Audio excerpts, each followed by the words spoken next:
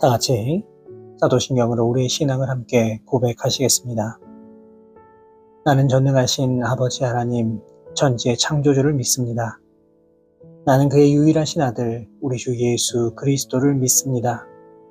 그는 성령으로 잉태되어 동정녀 마리아에게서 나시고 본디오 빌라도에게 고난을 받아 십자가에 못 박혀 죽으시고 장사된 지 사흘 만에 죽은 자 가운데서 다시 살아나셨으며 하늘에 오르시어 전능하신 아버지 하나님 우편에 앉아 계시다가 거기로부터 살아있는 자와 죽은 자를 심판하러 오십니다. 나는 성령을 믿으며 거룩한 공교회와 성도의 교제와 죄를 용서받는 것과 몸의 부활과 영생을 믿습니다. 아멘. 다 같이 찬송가 550장 시온의 영광이 빛나는 아침 함께 찬송하시겠습니다.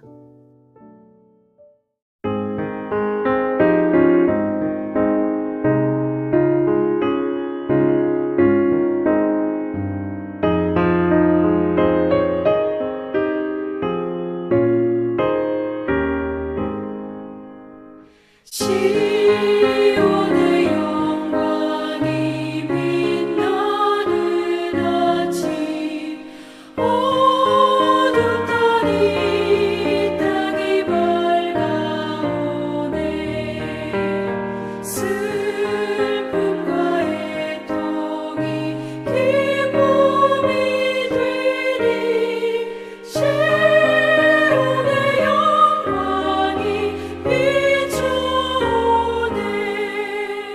시온의 영광이 빛나는 아침 매였던 종들이 돌아오네 오래전 선지자 꿈꾸던 복을 만민이 다 같이 누리겠네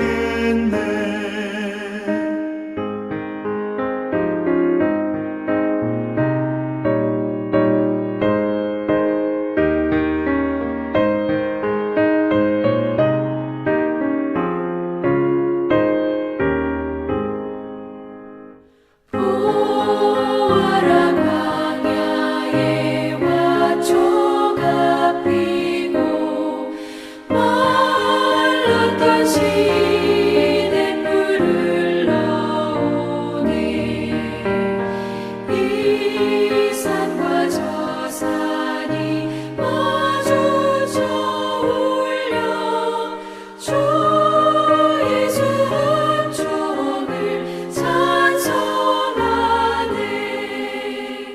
땅들아 바다야 많은 섬들아 찬양을 주님께 드리어라 싸움과 죄악이 가득한 땅에 찬송이 하늘에 사무치네 아멘.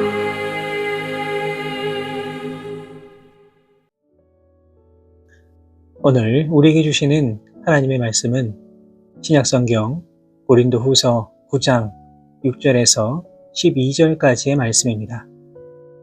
고린도후서 9장 6절에서 12절까지의 말씀을 제가 받들어 봉독하겠습니다. 이것이 곧 적게 심는 자는 적게 거두고 많이 심는 자는 많이 거둔다 하는 말이로다. 각각 그 마음에 정한 대로 할 것이요 인색함으로나 억지로 하지 말지니 하나님은 즐겨내는 자를 사랑하시느니라.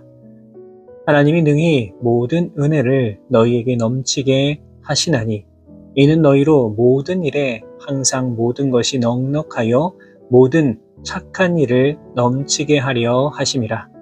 기록된 바 그가 흩어 가난한 자들에게 주었으니 그의 의가 영원토록 있느니라 함과 같으니라.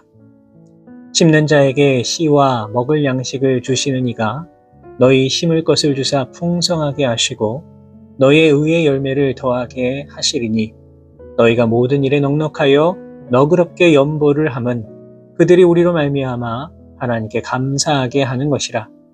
이 봉사의 직무가 성도들의 부족한 것을 보충할 뿐 아니라 사람들이 하나님께 드리는 많은 감사로 말미암아 넘쳤느니라. 아멘. 오늘 이 본문의 말씀은 예루살렘 교회를 구제하기 위한 내용을 담고 있습니다.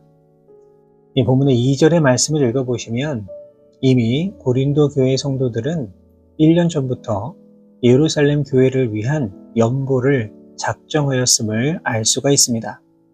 그리고 바울은 이 사실을 마게도냐 교회의 성도들에게 자랑하였고 이에 자극을 받은 마게도냐 교회의 성도들 역시 구제에 동참하기로 결정함으로 말미암아 이 어려운 가운데서도 풍성한 연보를 넘치도록 했음을 알 수가 있습니다.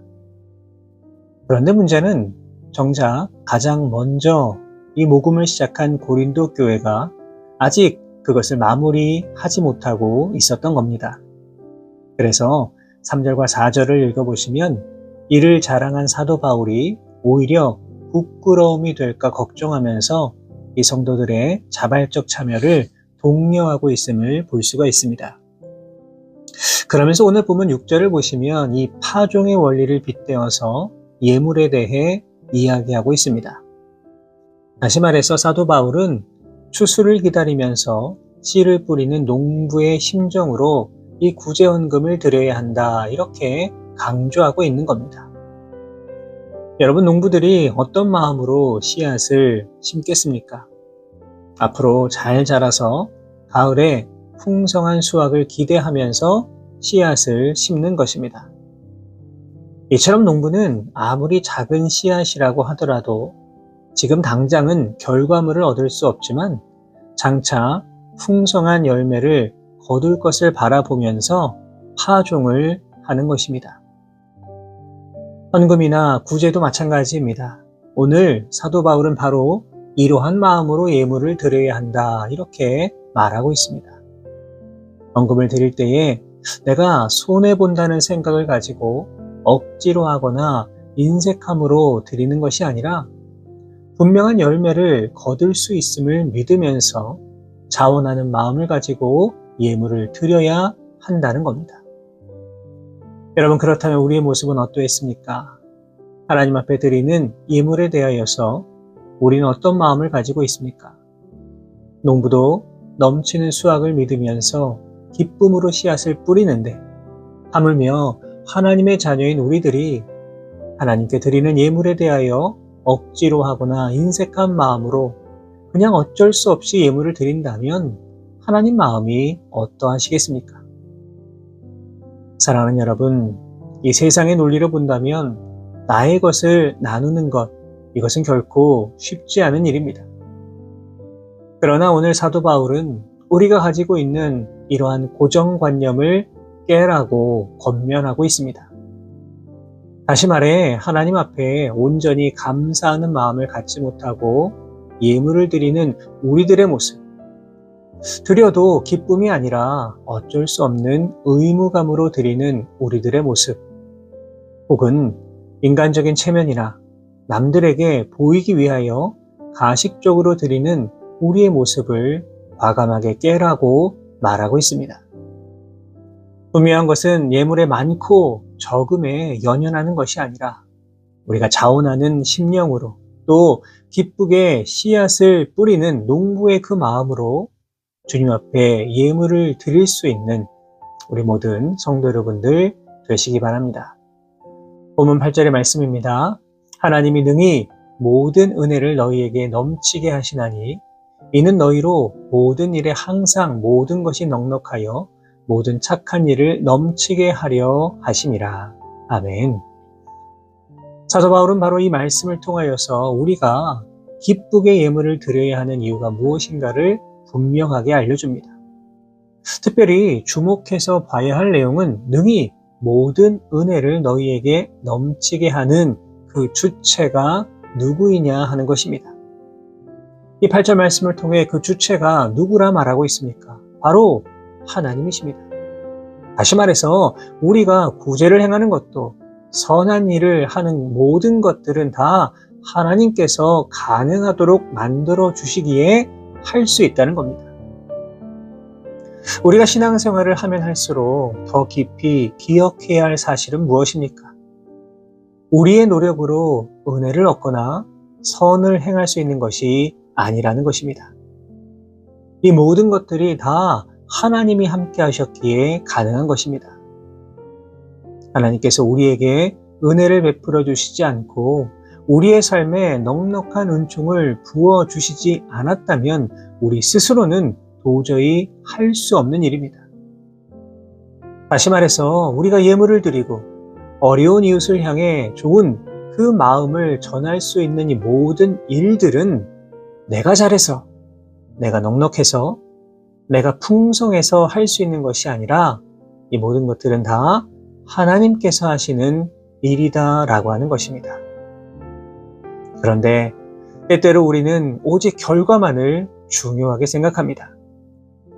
다시 말해서 선을 행하는 것도 예물을 드리는 것도 모두 다 더 큰 보상을 얻기 위한 투자처럼 여기는 겁니다. 하나님이 하시는 역사는 생각하지도 아니하고 나에게 베풀어 주시는 하나님의 세밀한 은혜는 기억하지도 못하고 그저 내가 이만큼 드리면 하나님께서는 이보다 조금 더 주실 것이다 이러한 마음으로 예물을 드리는 겁니다. 그런데 이런 마음을 가지고 신앙생활을 하면 어떻게 되겠습니까? 당연히 더 주시지 않으면, 더 큰 은혜를 경험하지 못하면 오히려 시험에 빠지고 하나님을 원망하고 때로는 하나님을 불신하는 어리석은 모습에 빠지게 되는 것입니다. 사랑하는 여러분, 새해를 맞이한 오늘 이 아침에 우리가 반드시 기억해야 하는 것은 나에게 허락하신 모든 것들이 다 하나님의 은혜라는 사실입니다. 내가 예물을 드릴 수 있는 것, 내가 구제를 하거나 선을 행하는 모든 것들은 결코 나의 힘과 능력으로 할 수 있는 일이 아닙니다. 이 모든 것은 분명 하나님의 은혜가 있어야 가능한 일입니다.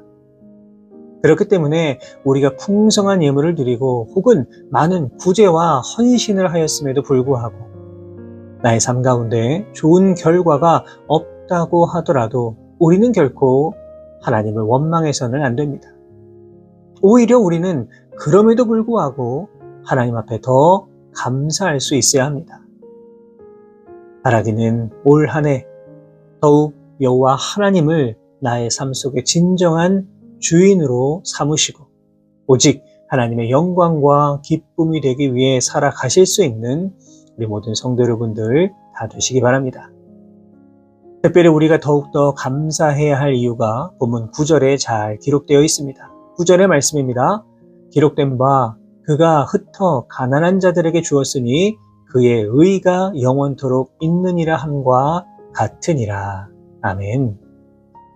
바울은 시편 112편 9절의 말씀을 인용하면서 자신의 재물을 나누어 주는 성도들을 향한 하나님의 약속이 있음을 다시금 강조하고 있습니다. 그 약속이 무엇입니까? 재물을 흩어 가난한 자들에게 준 그 의로움이 영원토록 있을 것이다 라고 하는 약속입니다. 물론 여기서 강조하는 의라고 하는 것은 구원에 대한 것이라기보다는 성도의 선행과 구제 그 자체를 가리키는 말입니다. 다시 말해서 이러한 행위에 대하여서 하나님께서는 잊지 않고 기억하신다는 것입니다. 그런데 가만히 생각해 보면 이 말씀이 참 우리에게 격려가 되고 힘이 되는 말씀이 아닐 수 없습니다. 이유가 무엇입니까? 어찌 보면 우리가 지은 죄에 비하여서 우리가 하는 선행은 지극히 작은 것이라고 볼 수 있습니다. 그런데 하나님은 아무리 작은 것이라도 우리가 하나님 마음을 품고 행한 모든 선한 행위에 대하여 그것을 잊지 않으시겠다라고 말씀하십니다. 인간은 연약하기에 기억하지 못할 수도 있고 잊어버릴 수도 있지만 하나님께서는 영원토록 잊어버리지 않으시겠다 말씀하십니다. 그러므로 우리는 최선을 다해 구제하고 할 수 있는 최선을 다해 예물 드리고 할 수 있는 한 열심을 다하여서 내가 받은 은혜를 나눌 수 있어야만 합니다.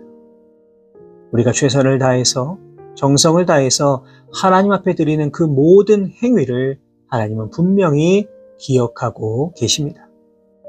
오늘도 바로 이 사실을 마음에 새기시고 우리가 처한 그 삶의 자리에서 열심을 다하고 최선을 다해 하나님의 은혜와 사랑을 나누어 주시고 선을 행하며 나아가실 수 있는 우리 모든 성도 여러분 되시기를 주님의 이름으로 축복합니다. 마지막으로 보면 12절의 말씀입니다. 이 봉사의 직무가 성도들의 부족한 것을 보충할 뿐 아니라 사람들이 하나님께 드리는 많은 감사로 말미암아 넘쳤느니라. 이 사도 바울은 선을 행하고 예물을 드리는 모든 행위에 대하여서 그것이 직무라고 말하고 있습니다. 직무가 무엇입니까? 어떤 일에 대해 책임을 지고 담당하여 맡은 일, 이것이 바로 직무입니다. 다시 말해서 우리가 선을 행하고 구제에 힘쓰고 예물을 드리는 이 모든 행위는 우리의 책임이요 의무라는 뜻입니다. 그렇기 때문에 이러한 것들을 직무로 여기지 아니하면 어떻게 되겠습니까? 모든 것이 다 부담으로 다가올 수밖에 없는 것이고 모든 것이 다 무거운 짐처럼 느껴지게 됩니다. 예수님께서 이 땅에 오신 이유가 무엇입니까? 섬김을 받으려 함이 아니라 섬기려 하고 자기 목숨을 많은 사람의 대속물로 주시기 위하여 예수님은 이 땅에 오셨습니다. 그런데 우리들의 모습은 과연 어떠합니까? 예수님의 모습을 담기 위하여 우리는 삶 속에서 과연 어떠한 노력을 하고 있습니까? 사랑하는 여러분, 오늘 이 시간 새해를 맞이하면서 그리스도인으로서의 우리의 모습을 다시 한번 돌아볼 수 있기를 바랍니다. 바라기는 그리스도인으로서 가지고 있는 그 우리의 연약한 모습들은 이 시간 과감하게 다 버리시고 성도로서의 당연한 의무요 직무를 기쁨과 감사함으로 감당하실 수 있는 우리 모든 성도 여러분 되시기 바랍니다. 그리하여서 어떤 상황과 형편에서도 자족하며 기쁜 마음으로 섬기고 감사한 마음으로 주님 앞에 언제나 나아가실 수 있는 우리 모든 성도 여러분의 귀한 삶의 모습이 되실 수 있기를 주님의 이름으로 축원합니다. 기도하겠습니다. 살아계신 하나님 아버지, 은혜와 사랑에 감사를 드립니다. 하나님의 은혜 가운데 지난 2024년을 잘 마무리하게 하시고 또 우리에게 새로운 2025년을 허락하여 주심에 감사를 드립니다. 따라오고 하나오니 우리에게 주신 모든 시간들 속에서 더욱 주님 바라보며 믿음으로 살아가게 하시고 오직 하나님의 영광을 위하여 살아갈 수 있는 우리 모두의 삶의 모습들 되게 하여 주옵소서. 오늘 우리에게 주신 말씀을 기억합니다. 우리가 그리스도인으로서 삶 속에서 선을 행하고 구제에 힘쓰며 하나님 앞에 예물을 드리는 모든 것들이 성도로서 마땅한 일이요 기쁨으로 해야 하는 일인데 우리들의 마음은 과연 어떠합니까? 혹 타성에 젖어 억지로 하거나 인색함으로 하거나 어쩔 수 없이 이 모든 것들을 감당하고 있는 것은 아닌지요? 이 시간 우리의 이러한 연약함을 다 용서해 주시고 오직 주님 앞에 기쁨과 감사함으로 나아갈 수 있는 우리 모두가 되게 하여 주옵소서. 예수님처럼 섬김과 봉사함으로 나아갈 수 있도록 인도하여 주셔서 우리에게 주신 성도의 직무를 온전히 감당할 수 있는 우리 모두가 되게 하여 주옵소서. 이 모든 말씀 우리 주님 예수 그리스도의 이름으로 기도하옵나이다. 아멘.